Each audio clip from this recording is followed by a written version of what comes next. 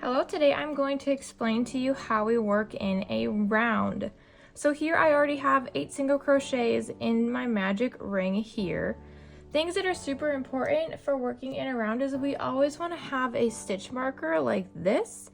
You can also use like a different colored strand of yarn. You can just get these off of Amazon or at your local craft store. So I have 8 single crochets in my magic ring. Patterns will say either you're going to chain one to join or you're going to work in a round. If we work in a round, then we're not going to slip stitch into this guy and then chain one. We're going to just continue our project as is.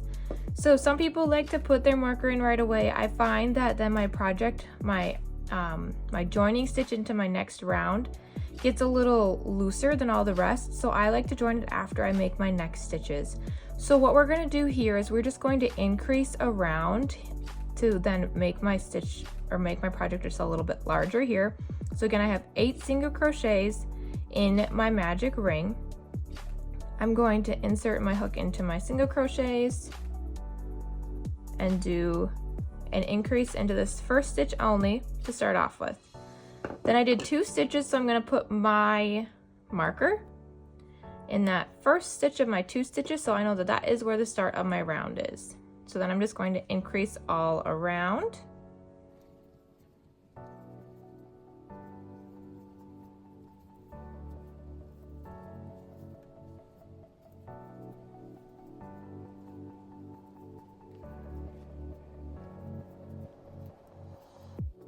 I have come up to my stitch marker here.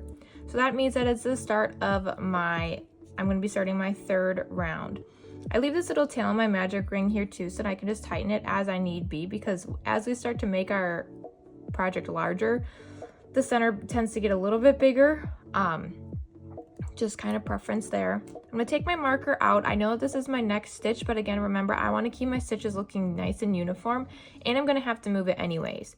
So our next project, let's just say it says I'm going to single crochet and increase around. So that's a repeating pattern. So I'm going to single crochet, increase, and thus so forth. So I'm going to single crochet into my first stitch, starting my 3rd round.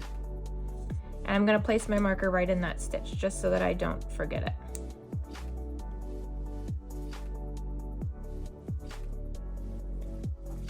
And then I'm going to increase and then single crochet and increase.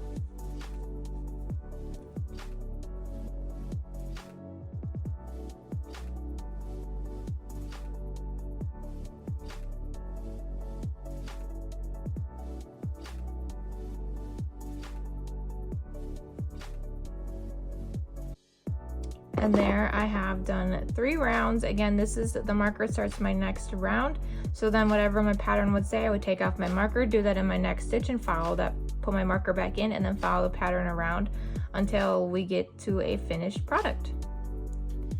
Thank you for joining, and today you have learned how to crochet in a round.